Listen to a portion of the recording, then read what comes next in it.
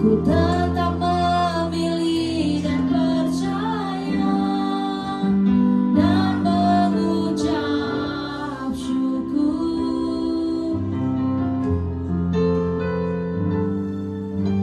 Meskipun doaku tak terjawab, meskipun dagingku habis lenyap, ku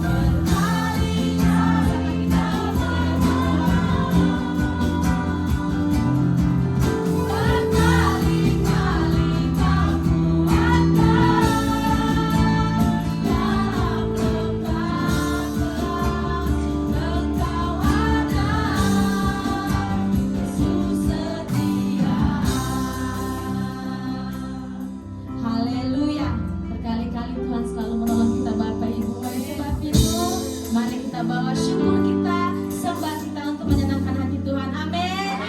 Yang mau menyembah Tuhan katakan amin. Haleluya. Sebelum kita masuk dalam hadirat Tuhan, mari kita terus memperkatakan Mazmur 91, dalam lindungan Allah. Orang yang duduk dalam lindungan yang maha tinggi dan bermalam dalam naungan yang maha kuasa akan berkata kepada Tuhan, tempat perlindunganku dan kubu pertahananku, Allahku yang kupercayai. Sungguh Dialah yang akan melepaskan engkau dari jerat mata burung dan dari sambar yang busuk. Dengan kepalanya Ia akan melindungi engkau, di bawah sayapnya engkau akan berlindung. Kesediaannya ialah perisai dan perlindunganmu. Engkau takut terhadap kedahsyatan malam, terhadap panah yang terbang di waktu siang, terhadap penyakit sampar yang berjalan di dalam gelap, terhadap penyakit menular yang mengamuk di waktu petang. Walau 1000 orang rebah di sisimu dan 10.000 di sebelah kananmu, tetapi itu tidak akan menimpamu. Engkau hanya menontonnya dengan matamu sendiri dan melihat pembalasan terhadap orang-orang fasik. Sebab Tuhan ialah tempat pelindunganmu, yang maha tinggi telah kau buat tempat perteduhanmu. Malapetaka tidak akan menimpa kamu, dan tulah tidak akan mendekat kepada kemahmu. Sebab malaikat-malaikatnya akan diperintahkannya kepadamu untuk menjaga engkau di segala jalanmu. Mereka akan menatang engkau di atas tangannya, supaya kakimu jangan terantuk kepada batu. Singa dan ular kedung akan kau langkahi, engkau akan menginjak anak singa dan ular naga. Sungguh hatinya melekat kepadaku, maka aku akan meluputkannya. Aku akan membentenginya, sebab dia mengenal namaku. Bila ia berseru kepadaku, aku akan menjawab. Aku akan menyertai dia dalam kesesatan. Aku akan meluputkannya dan memuliakannya. Dengan panjang umur akan kukenyangkan dia, dan akan kuperlihatkan kepadanya keselamatan daripadaku. Sorakan haleluya. Terima kasih Tuhan, terima kasih. Kami datang dengan segenap syukur kami. Sepanjang minggu ini penyertaan sempurna dalam kehidupan kami. Kami sehat, kami kuat. Hidup kami dipelihara oleh-Mu ya Tuhan. Terima kasih kami ucapkan ya Tuhan Yesus. Pada siang hari ini Tuhan, kami mau datang menikmati hadirat-Mu Tuhan, membawa korban syukur kami, persembahan kami di hadapan-Mu. Oleh sebab itu berdaulat atas setiap pujian penyembahan kami. Engkau yang kami agungkan, Engkau yang kami puji. Dari tempat ini kami memuliakan Engkau ya Tuhan. Urapi setiap kami, pakai setiap kami, penuhi setiap hati kami ya Tuhan. Oleh sebab itu ya Tuhan Yesus, hanya nama-Mu saja yang kami muliakan Tuhan. Kami semakin kecil dan Tuhan semakin besar, semakin besar dalam nama Tuhan Yesus, dalam nama Tuhan Yesus. Hingga ibadah kami ini Tuhan, ibadah yang luar biasa, ibadah sesuatu yang baru kami bawa, kami dapatkan pada siang hari ini Tuhan. Dan kami pun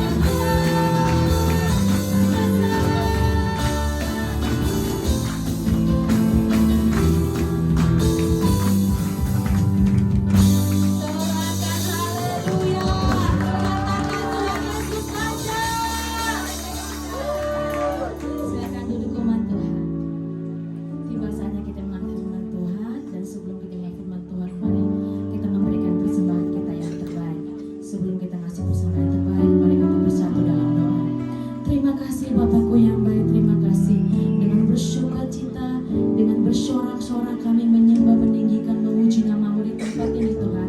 Tiba saatnya kami menurut firman-Mu Tuhan. Berkati kami semua ya Tuhan Yesus. Berkati hamba-Mu yang menyampaikan firman ya Tuhan. Oh Bapakku yang baik, tiba saatnya kami berikan persembahan kami yang terbaik daripada Tuhan. Berkati setiap tangan-tangan kami, berkati pekerjaan, rumah tangga, keluarga kami, dan apapun yang kami perbuat, Tuhan Engkau buatnya berhasil. Kami memberi dengan sukacita. Haleluya. Amin.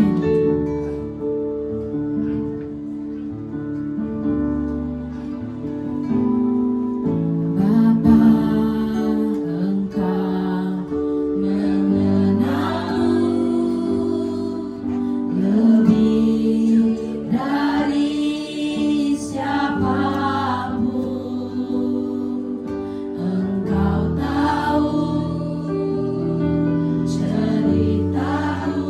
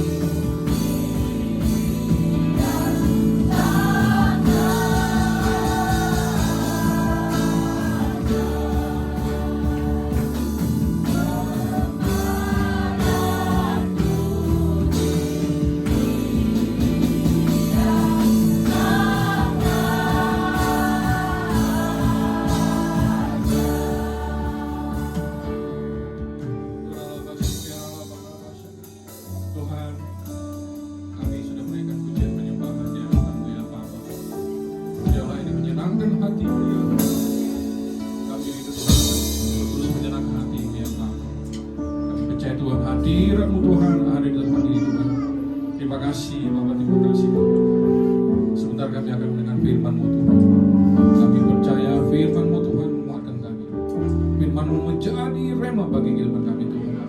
Bila Tuhan kami mau dengar-dengar akan Engkau Tuhan, sehingga kami dapat mengetahui apa yang Tuhan mau dalam setiap kehidupan kami, bukan apa yang kami mau Tuhan.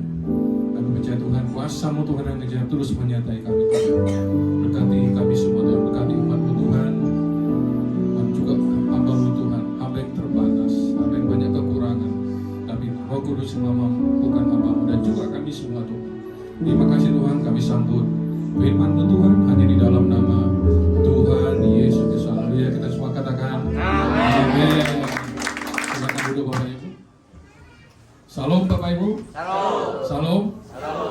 Apa kabar semuanya? Luar biasa ya, senang sekali bisa ketemu jemaat tempat ini.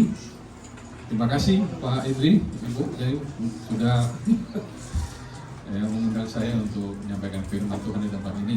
Baik, kita langsung saja ke topik kita untuk firman kita. Tema kita untuk bulan ini adalah tentang second coming, dan untuk tema mingguan kita adalah estafet terakhir.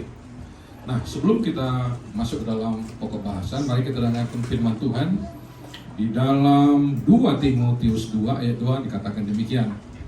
Ya, mungkin media bisa bantu ya firman Tuhan ini. Apa yang telah kau dengar daripadaku di depan banyak saksi, percayakanlah itu kepada orang-orang yang setia, yang juga cakap mengajar orang lain. Nah, ini adalah suatu firman Tuhan kepada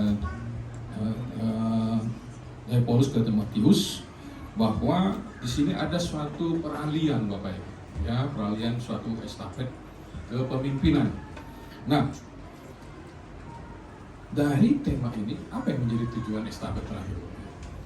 Tujuannya apa? Goalnya apa? Nah, mungkin kita banyak yang mau mengetahui apa sih tujuannya, goalnya apa sih? Ya kan? Kita bahas tema tujuannya apa. Nah, kita juga kalau mau kemana, tujuannya apa?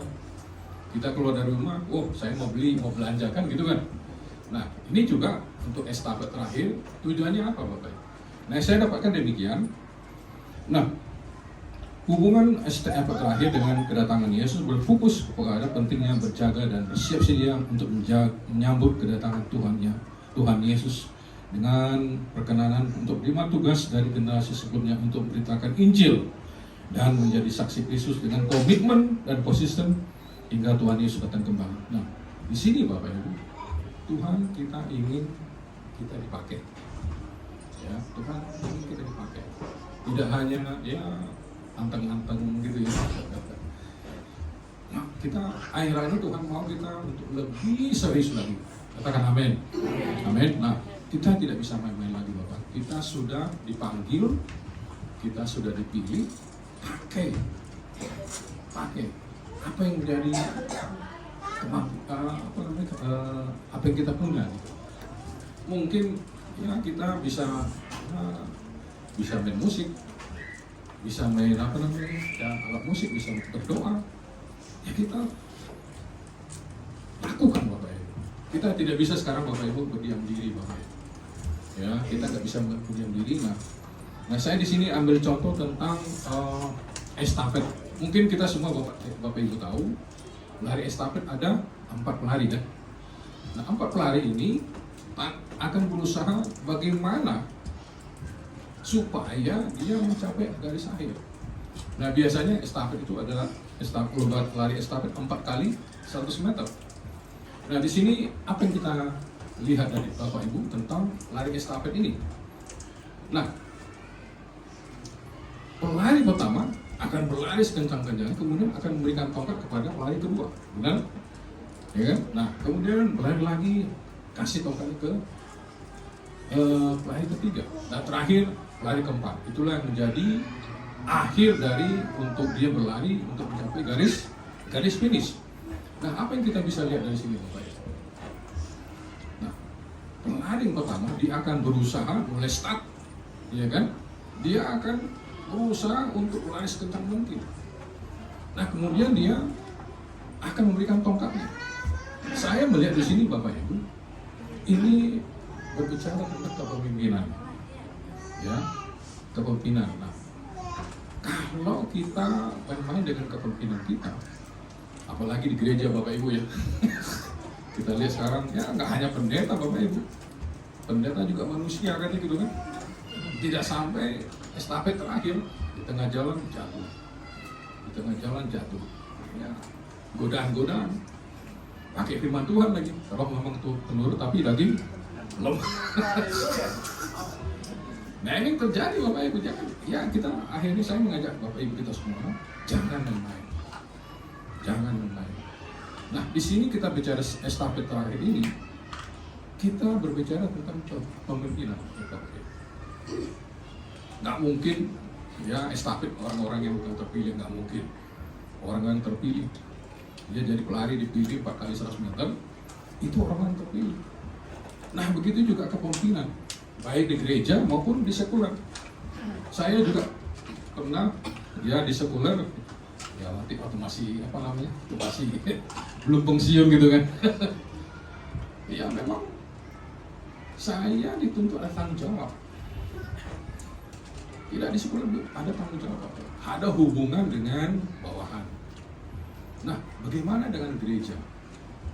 Saya Bapak Ibu sudah ikut pelayanan hampir 20 tahun. Saya melihat ada suatu perbandingan antara di sekuler dengan di gereja. Wah, bermacam-macam Bapak Ibu.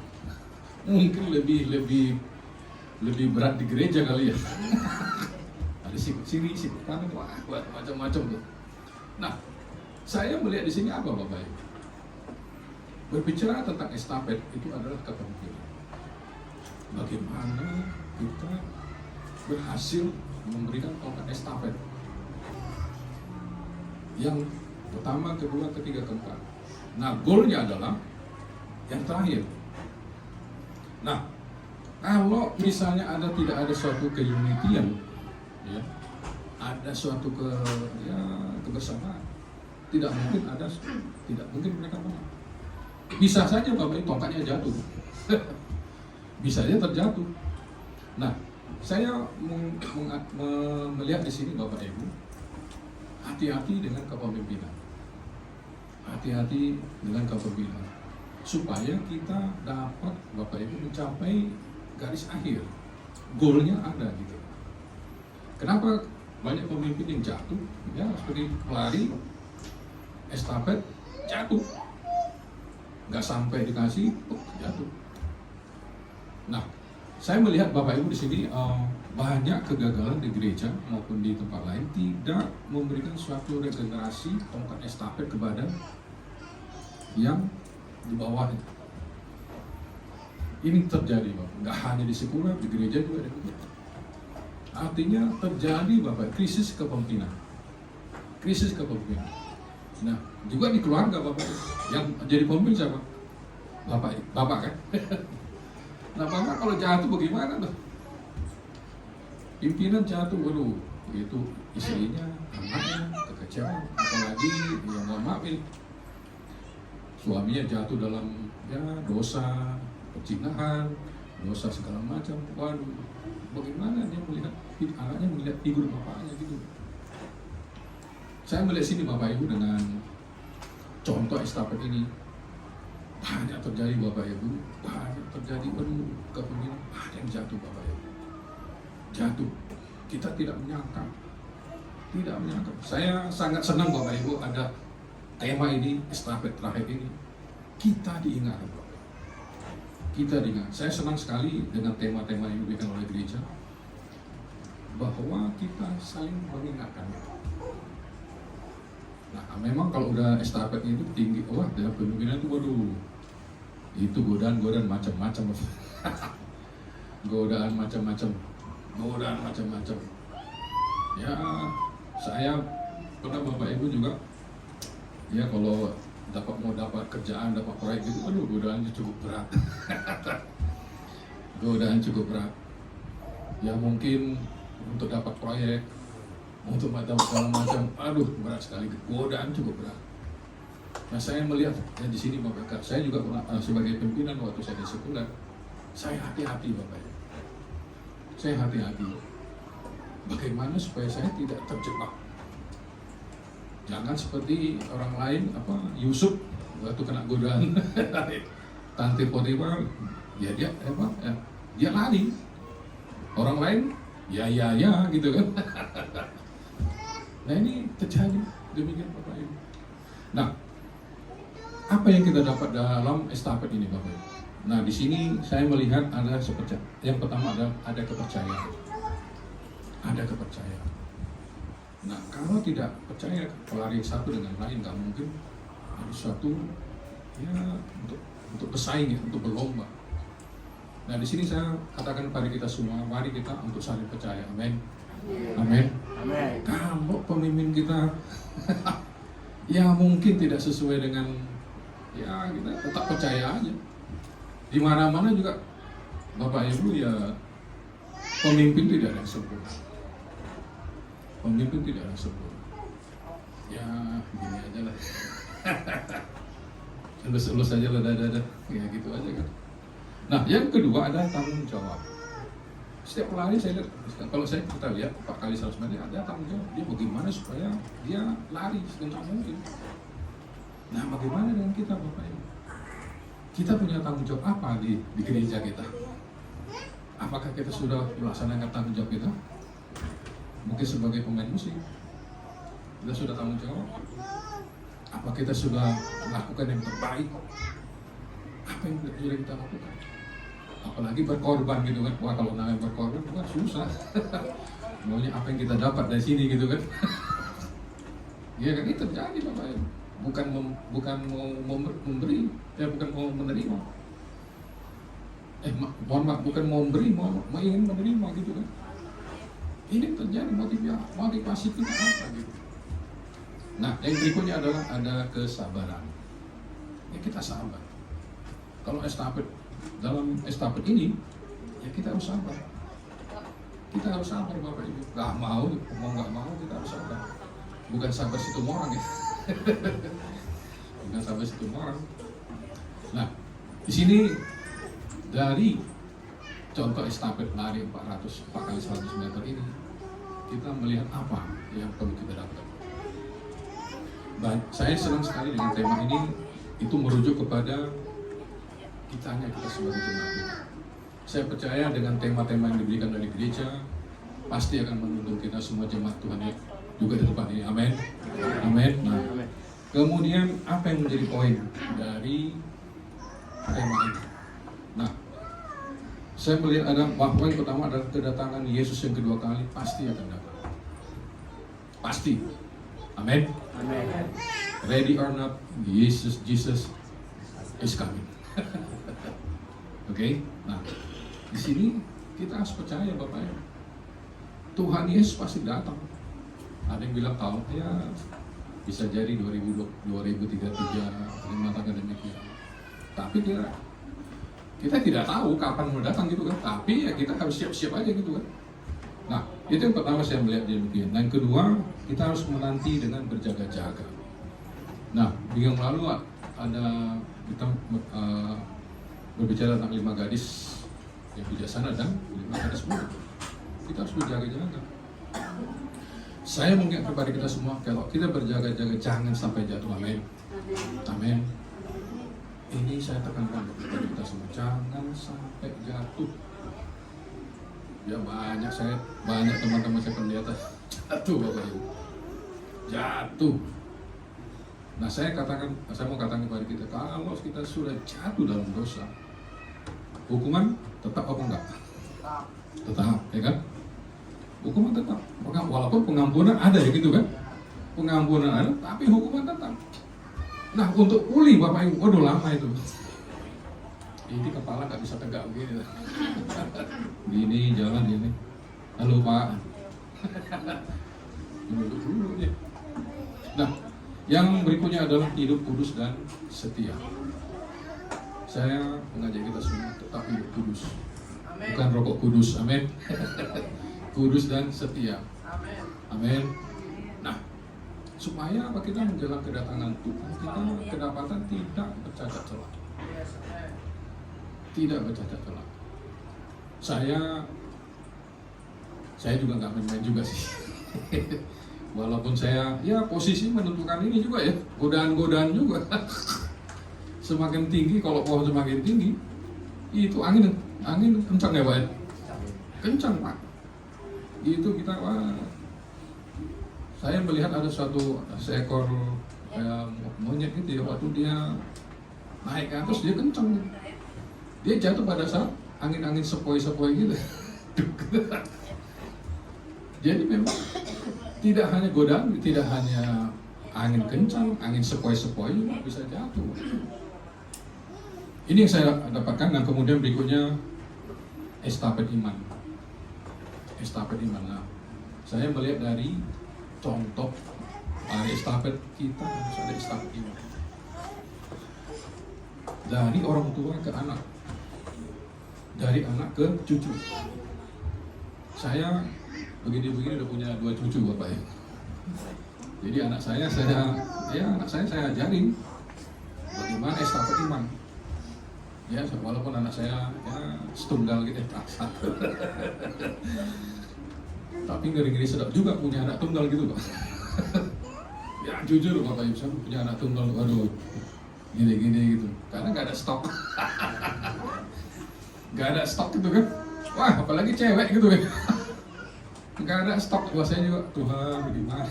Ya Tuhan ngasih udah. Ya puji Tuhan bisa punya cucu juga. Nah, saya turunkan, ya cucu saya jadi berdoa. Dia berdoa untuk makan, kayak sebelum makan doa. Itu kita turunkan Bapak itu, kita turunkan estafet, itu namanya estafet iman. Jangan sampai ya bapaknya pendeta, anaknya jadi nyebrang gitu kan. Jangan sampai lah. Nah, kemudian berikutnya kita memberitakan Injil. Memberitakan Injil. Jangan diam Bapak Ibu.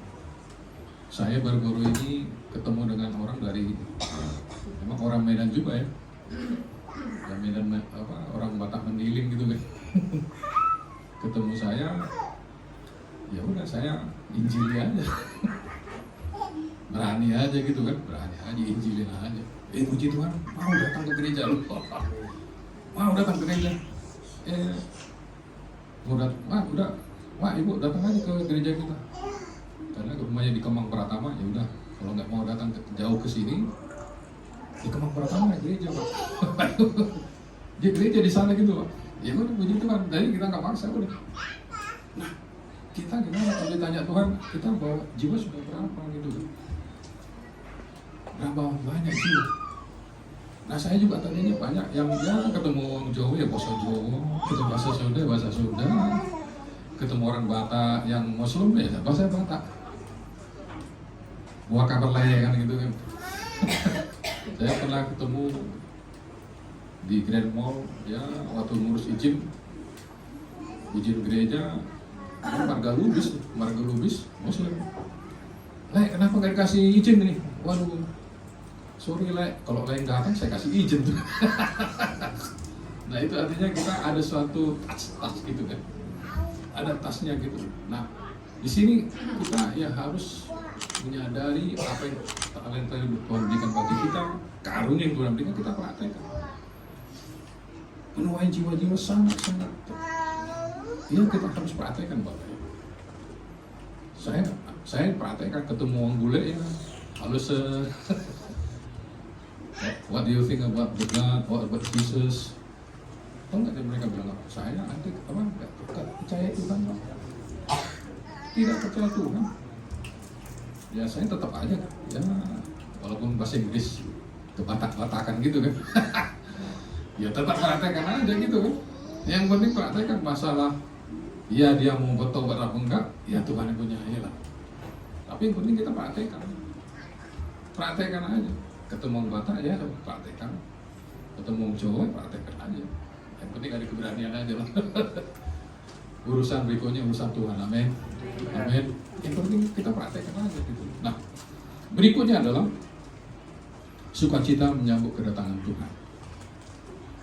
Nah, saya percaya kita ya menanti-nanti kedatangan Tuhan yang kedua kali. Amin. Amin. Kita pasti merindukan Tuhan, datanglah segera Tuhan. Masalahnya kita siap atau enggak? Firman Tuhan katanya kita harus siap sedia gitu. Kita melihat peperangan terjadi, waktu saya sudah melihat peperangan, kondisi ekonomi yang begini, wah ini sudah tanda-tanda gitu. Apalagi dengan kondisi ekonomi, aduh, ngeri-ngeri sedap kata si Luhut Sitompul itu kan. Nah ini kita harus nggak bisa main-main lagi, Bapak. Kita tidak bisa main-main lagi. Kita harus sukacita. Oh, Pak Pendeta, saya belum siap nih, saya banyak utang nih. Banyak, ya belum kerja nih. Belum mendapatkan apa yang saya inginkan nih Pak Pendeta. Ya tetap siap-siap aja. Nah, berikutnya adalah bahwa yang tadi pada tanda-tanda akhir zaman pasti karena sudah ada Bapak. Nah, saya percaya dengan kondisi ini kita harus siap-siap berjaga-jaga. Amin, Bapak Ibu. Amin. Amin. Kedatangan Tuhan sudah sangat-sangat dekat. Ibarat buku, Bapak Ibu, kita ada di bab terakhir, halaman terakhir. Udah tinggal tutup buku aja. Walaupun ada yang mengatakan tahun 2003 bisa jadi 23, ya kita tetap sedia. Saya hitung kalau saya umur 63 ditambah 2033 berarti berapa tahun lagi? 8 tahun. Saya masih kuat lah Tuhan gitu. Tapi kita harus siap-siap, Bapak Ibu. Nah, di sini saya akan lanjutkan tentang bagaimana contoh dalam Alkitab bahwa terjadi regenerasi, ya. Yang pertama adalah Musa dan Yosua. Ada suatu peralihan kepemimpinan Musa dengan Yosua. Nah, bagaimana dengan kita? Ada peralihan enggak? Kalau Musa sudah memberi contoh kepada Yosua, ya kan? Nah, dia sudah memilih Yosua sebagai pengganti. Banyak terjadi saat ini Bapak Ibu di gereja maupun di mana kurangnya estafet kepemimpinan. Saya nggak tahu apa namanya, krisis atau gimana ya. Terjadi krisis kepemimpinan gitu, atau leadershipnya gitu. Nah, saya percaya kalau kita melihat contoh dari Musa sudah memberikan suatu teladan, memberikan suatu estafet, regenerasi. Tapi sayangnya Yosua, setelah Yosua nggak ada lagi. Tidak meneruskan apa yang Musa lakukan gitu. Ini terjadi Bapak Ibu, jadi stuck. Saya senang di pabrik-pabrik industri di Jerman seperti Mercedes, BMW, itu perusahaan populer, tapi berapa generasi lanjut gitu. Nah, kita di gereja kita nggak tahu sampai berapa generasi sudah stuck. Gereja di Korea saya lihat, kesana waktu saya ke sana, waduh, stuck gitu, nggak ada kelanjutan gitu. Saya miris juga melihat, kenapa ya? Beda Katolik itu, waduh, kepemimpinan bagus, manajemennya bagus. Kenapa kita kok nggak bisa ya? Kenapa gitu? Nah, Alkitab sudah memberi contoh Bapak Ibu bahwa Musa memberikan estafet kepada Yosua. Nah, yang berikutnya Paulus dengan Timotius. Saya senang Paulus dengan Timotius memberikan estafet kepada Timotius. Dia siap-siap, dia sudah tahu karakter Timotius. Nah, saya sangat senang cara dia. Yang pertama adalah fathering atau kebapaan. Saya suka. Beda dengan kita, kalau udah bos, ya kayak godfather gitu kan. Udah kayak kalau di kebun tuh ada mandor gitu ya. Gaya mandor, kalau orang Belanda, gaya Belanda gitu. Tidak ada suatu partner gitu. Saya waktu saya jadi pemimpin, saya jadikan anak buah saya sebagai partner, bukan sebagai bawahan. Nah, saya suka sekali dengan caranya Paulus kepada Timotius, dia menggandeng, dia tahu karakter, bukan antara hubungan atasan dengan bawahan gitu. Makanya kepemimpinan di gereja banyak terjadi stuck karena demikian. Stucknya di situ. Maka kemudian Paulus memberikan suatu metode mengajar. Dia mengajar kepada Timotius. Dia ajarin how to use it, how to work, caranya gitu. Saya senang sekali dengan pola kerjanya Paulus. Dia melihat, memberikan suatu regenerasi. Nah, berikutnya adalah mentoring, membimbing. Nah, saya melihat sekarang ini banyak tidak boleh dikatakan jarang ya membimbing gitu ya. Ya pokoknya ada like and dislike. Apalagi perusahaan keluarga, ya udah. Saya pernah juga kerja di perusahaan keluarga begitu ya. Kita sudah atasan, masuk anaknya. Masuk bapaknya. Masuk tantenya, wah omnya masuk semua. Jadi kita bingung, bos kita tuh siapa? Ini terjadi Bapak Ibu, kan tidak ada membimbing. Saya senang sekali dengan pola Paulus terhadap Timotius. Dia bagaimana dia menyiapkan tongkat estafet sehingga Timotius itu sudah ready to use. Nah, bagaimana dengan kita Bapak Ibu? Amin. Nah, berikutnya contoh Daud dengan Salomo. Daud dengan Salomo sudah memberikan suatu tongkat estafet bagi Salomo. Bagaimana dia menurunkan pola kerja, pola pikir kepada Salomo. Tapi Salomonya, ya kita tahu sendiri, Salomo tidak mempersiapkan diri gitu. Nah, saya melihat Bapak Ibu, apalagi kita orang Indonesia, sangat-sangat minim untuk mempersiapkan regenerasi. Ini terjadi Bapak Ibu. Saya nggak tahu apakah mengikuti Alkitab, saya nggak tahu. Kita banyak lihat Bapak Ibu, regenerasi sangat-sangat minim. Setelah bapaknya ini udah, ya. Nah, satu lagi contoh, ya kalau kita lihat Yesus dengan murid-murid. Kalau kita lihat murid-murid, dia menerima tongkat estafet, tapi setelah itu ada yang Thomas begitu, kemudian Yudas begitu. Tapi puji Tuhan, penginjilan sudah disebarkan ke seluruh dunia. Amin. Amin. Amin. Nah, saya lanjutkan bagaimana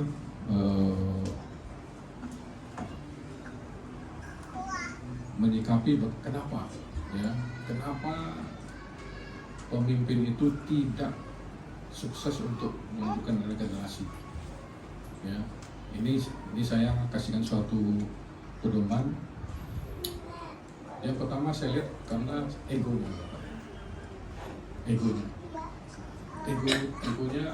terlalu mengatakan gimana ya, mau kepentingannya sendiri gitu. Kalau saya silakan sebagai godfather ya. Ini sering terjadi Bapak, karena sehingga artinya jadinya tongkat estafet itu jadi tidak menurun ke generasi berikutnya.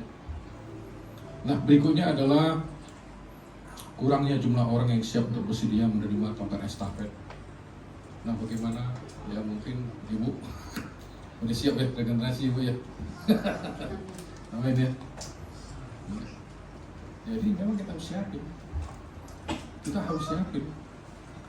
Nah, berikutnya kita akan lihat perubahan sosial budaya saat ini Bapak Ibu. Anak-anak muda sekarang senangnya udah lain. Udah ya nggak populer kali ya, atau jadi hamba Tuhan untuk ikut jadi pengerja nggak populer kali ya, atau mungkin caranya yang salah. Caranya mungkin yang salah, saya nggak tahu lah, mungkin Bapak Ibu yang tahu. Kalau saya ya kebetulan anak saya juga, walaupun satu dia udah WL, mantu saya juga WL. Saya tanamkan, cucu saya juga saya tanamkan, dia artinya memberikan suatu, ya dia harus siap untuk lima estafet. Mulai dari kecil, jangan udah mulai ini kita nggak bisa juga. Nah, kemudian pemimpin yang lebih tua ragu, ya, ragu untuk memberikan estafet. Kenapa Bapak Ibu? Jualan nyaman. Bila perlu saya jadi pendeta seumur hidup, nggak ada yang menggantikan, tidak ada wakil, ya mau dia seumur hidup. Ya dia raja, mungkin menganggap dia raja gitu kan. Jadi pemimpin nggak bisa begitu. Kita harus memberikan suatu, ini adalah suatu peringatan bagi kita.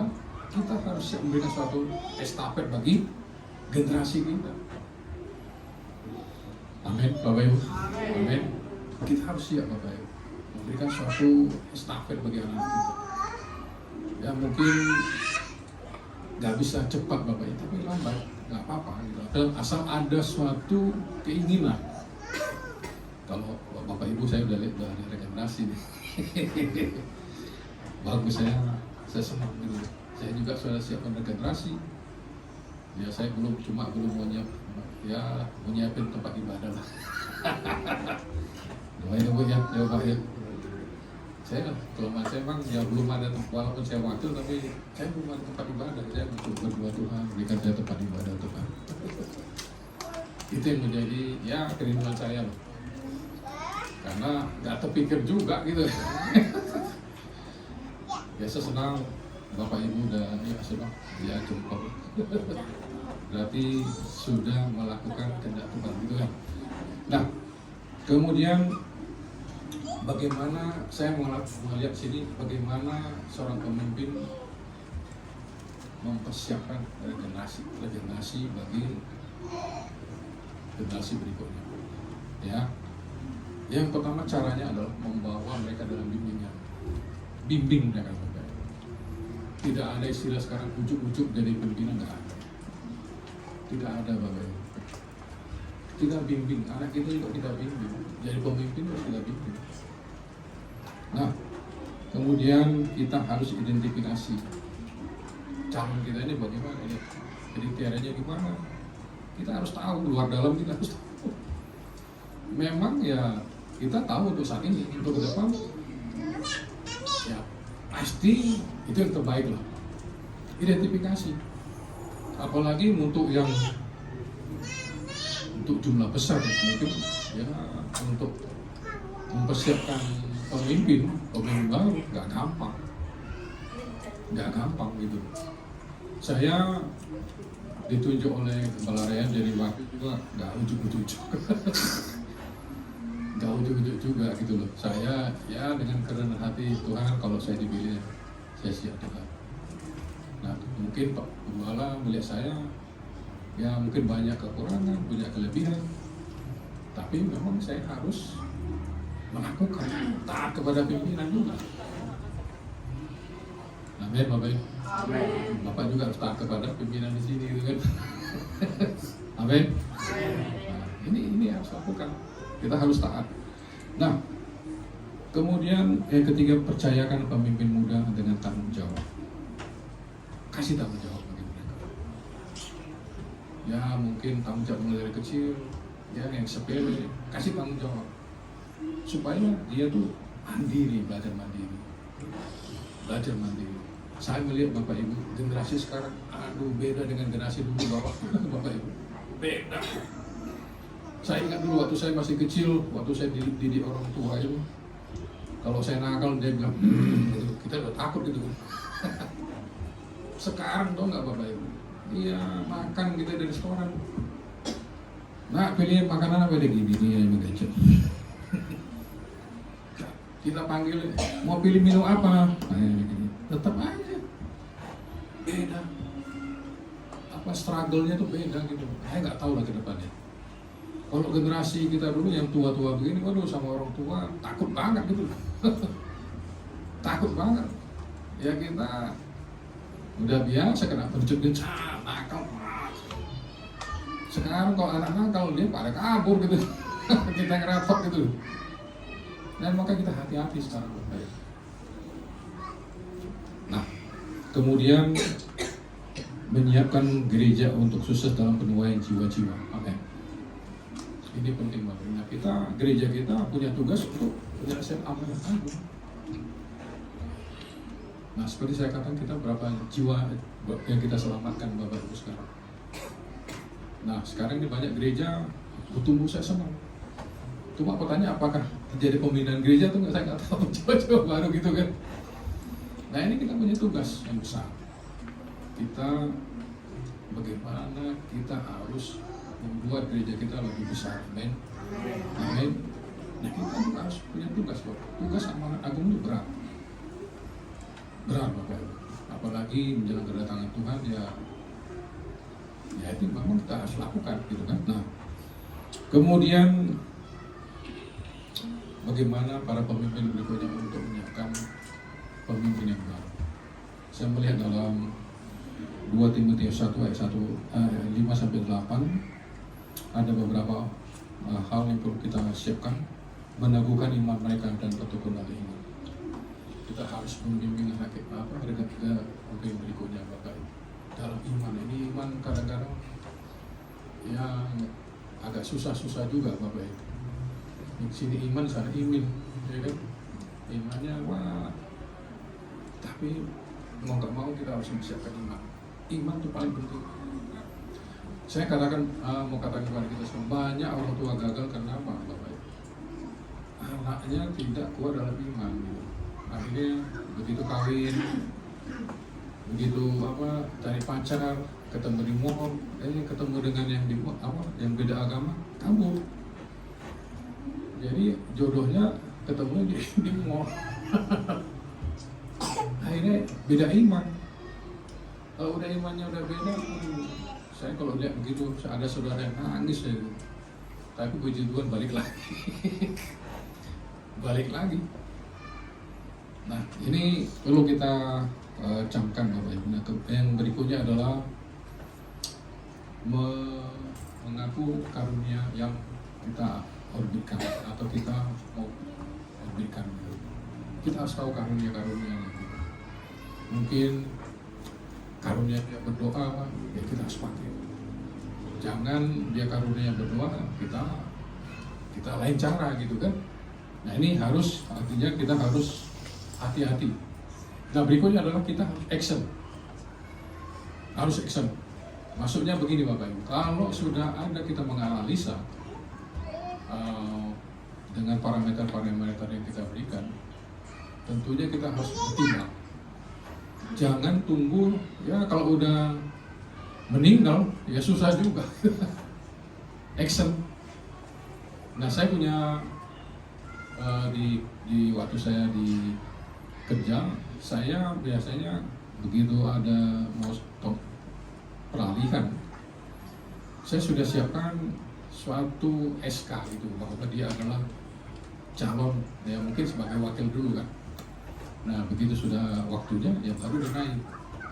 Nah, saya punya cara demikian waktu di Sekulen. Nah, di sini saya di gereja karena gembala kita, saya sudah ajukan demikian. Saya punya suatu pengurus itu ada ketua, ada wakil.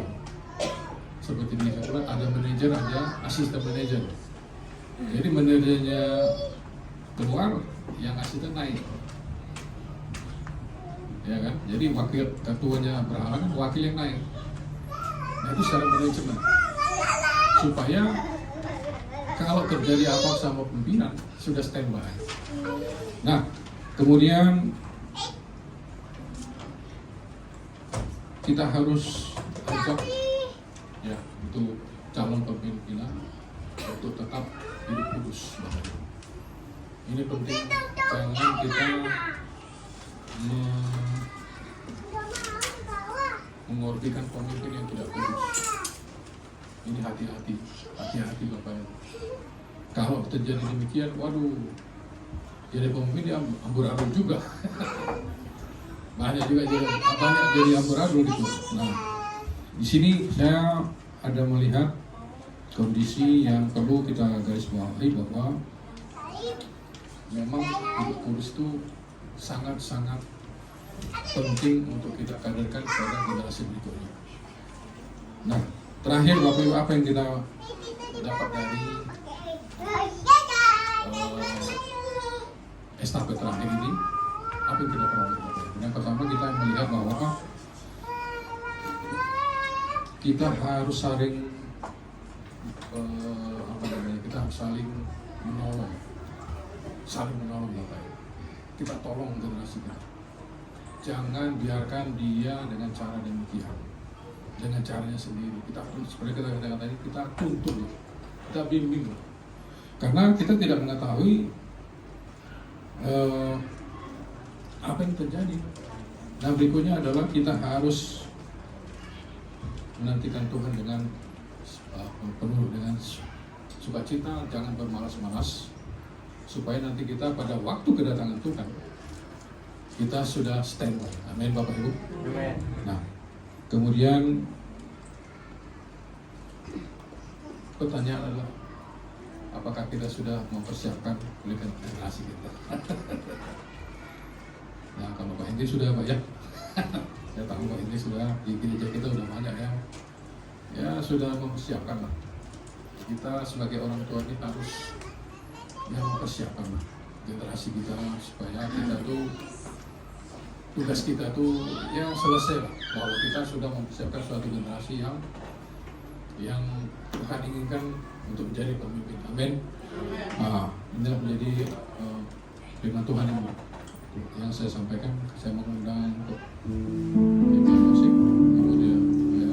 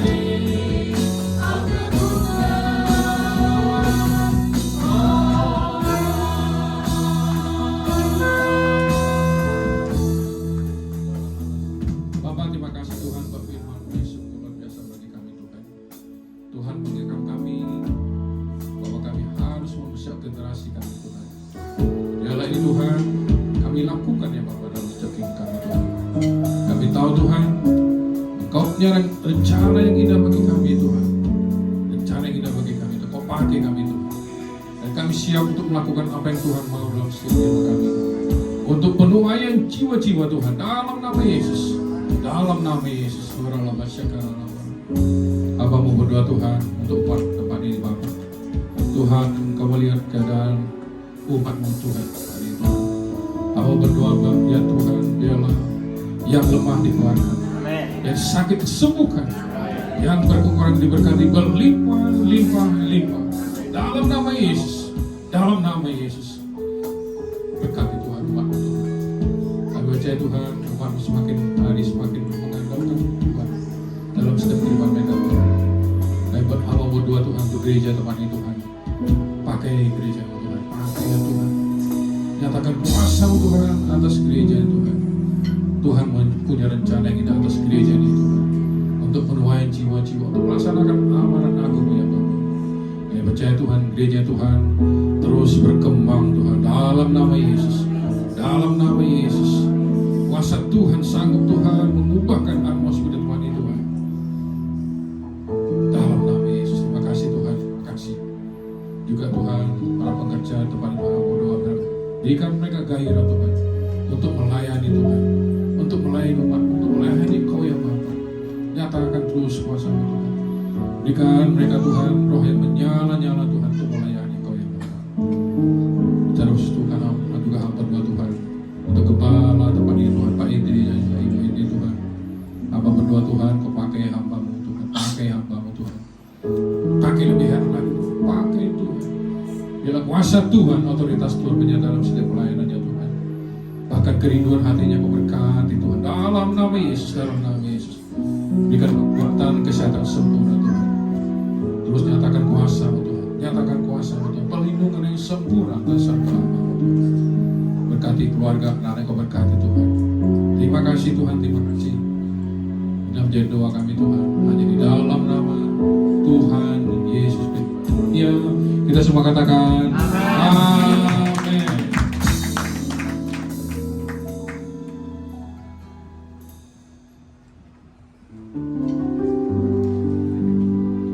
Haleluya, terima kasih buat Bapak Pendeta, diberkati keluarga, pelayanannya semakin diberkati. Tiba saatnya kita mendengar pengumuman lewat multimedia dalam sepekan.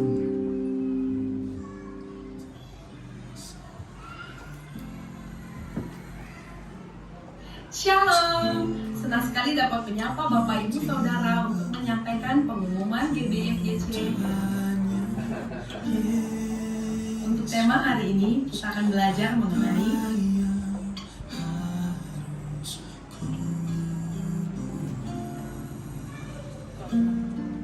kami segenap jemaat dan seluruh pengerja GBFGC mengucapkan terima kasih atas firman yang telah disampaikan oleh pemerintah.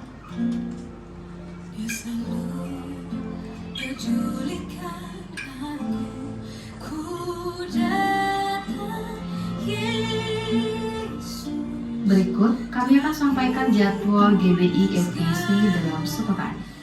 Ibadah raya pertama pukul 9 pagi, ibadah raya 2 pukul 11 siang. Seluruh ibadah disertai dengan ibadah sekolah minggu. Ibadah generasi lainnya diadakan 2 kali dalam sebulan pukul 1.30 di tempat ini. Bagi anak-anak muda, mari datang dan kita bertumbuh bersama-sama dalam Tuhan. Ibadah GBI diadakan sekali dalam sebulan di minggu keempat pada hari Sabtu pukul 4 sore di tempat ini. Bagi para wanita, mau hadiri untuk belajar bersama dan bertumbuh di dalam Tuhan. Ibadah kul diadakan setiap hari Jumat bagi Bapak Ibu yang belum ikut kul bisa menghubungi para pelayan. Menara doa setiap hari Senin sampai Sabtu di tempat ini dan terbuka bagi semua jemaat Tuhan. Badminton PBI Sport diadakan setiap hari Kamis pukul 8 malam di tempat ini Gor Metro Cibubur. Kami menyambut jemaat Tuhan yang pertama kali beribadah di tempat ini dan kami mengundang untuk mengikuti ibadah di minggu-minggu selanjutnya. Demikian pengumuman sepekan, Tuhan Yesus memberkati. Haleluya, tiba saatnya kita mengakhiri ibadah kita. Mari kita sama-sama bangkit berdiri. Terpujilah Tuhan Yesus, pimpin kita di atas pujian. Dari dalam lubuk hatiku, ku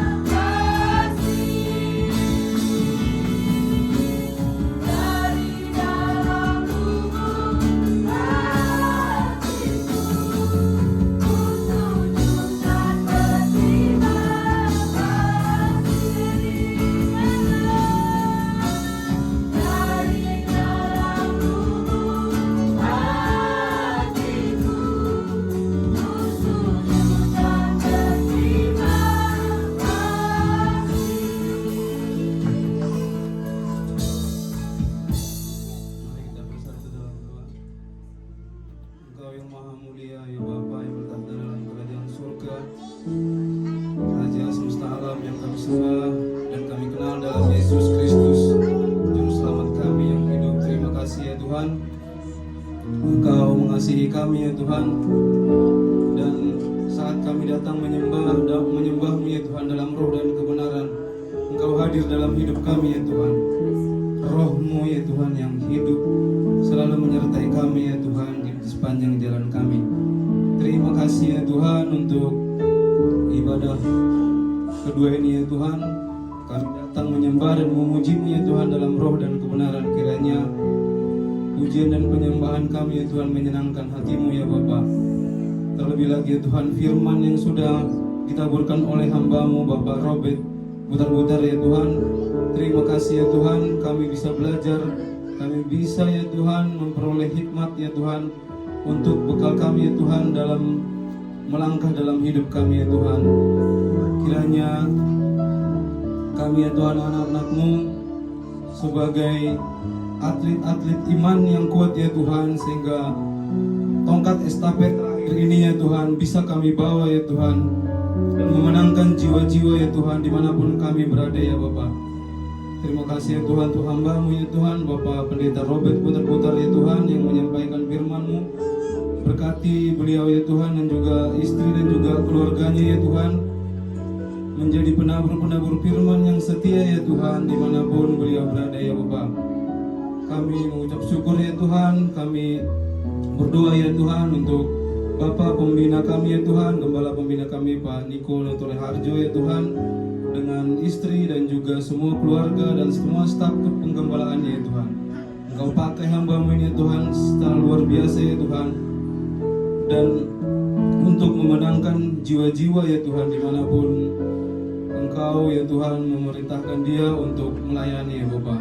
Begitu juga dengan Bapak Andi Markus ya Tuhan, Gembala Rayon 18 ya Tuhan, dan juga istri dan juga staf pengembalaan dan juga keluarganya ya Tuhan. Engkau memberkati lebih lagi ya Bapak, memakai hamba-Mu ini ya Tuhan untuk memimpin Rayon 18 ini lebih dahsyat lagi ya Tuhan, untuk memenangkan jiwa-jiwa ya Tuhan dan untuk menuntaskan amanat agung ya Bapak. Begitu juga dengan Bapak Gembala sidang di tempat ini Tuhan, Bapak Indri dan Bu Indri ya Tuhan, dan juga keluarga dan semua staf pengembalaan ya Tuhan. Engkau berkati ya Tuhan secara melimpah ya Tuhan.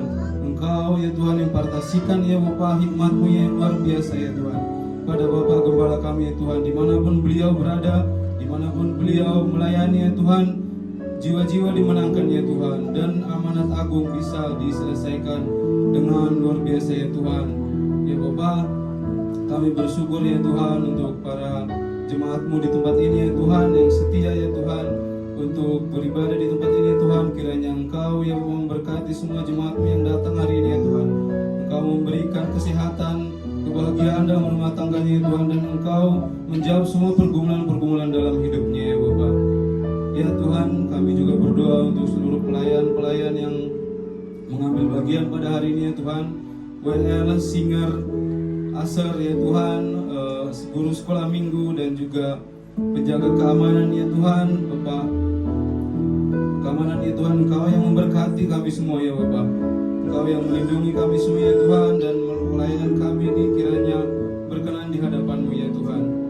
Ya Bapak, kami berdoa untuk bangsa dan negara kami ini ya Bapak yang besar ini ya Tuhan.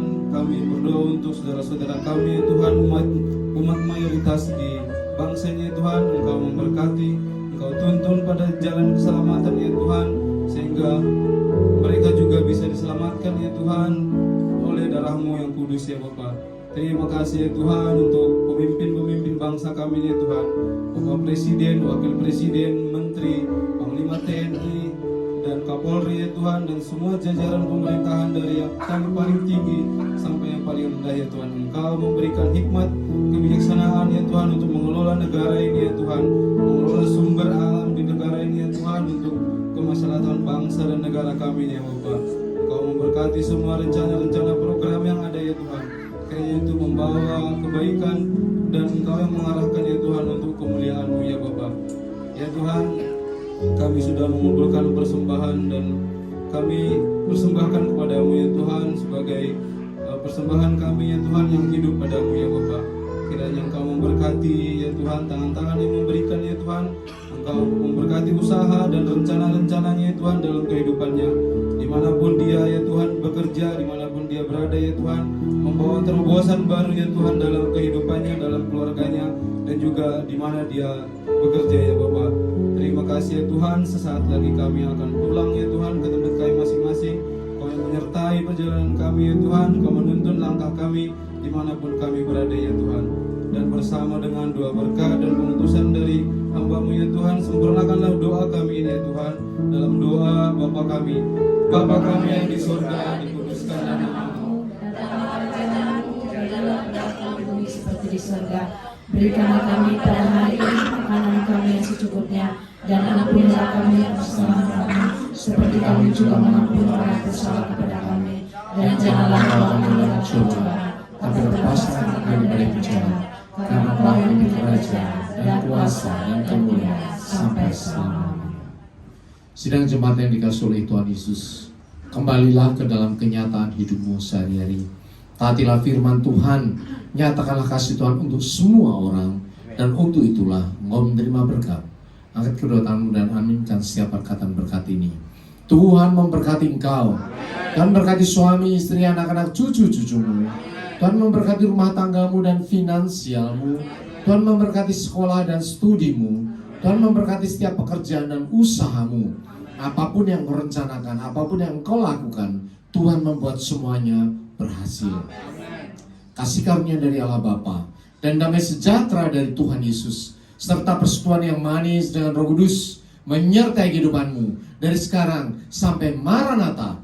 Tuhan Yesus datang yang kedua kali menjemput kita di awan-awan yang permai, bahkan sampai selama-lamanya. Semua yang percaya dan sudah diberkati katakan amin.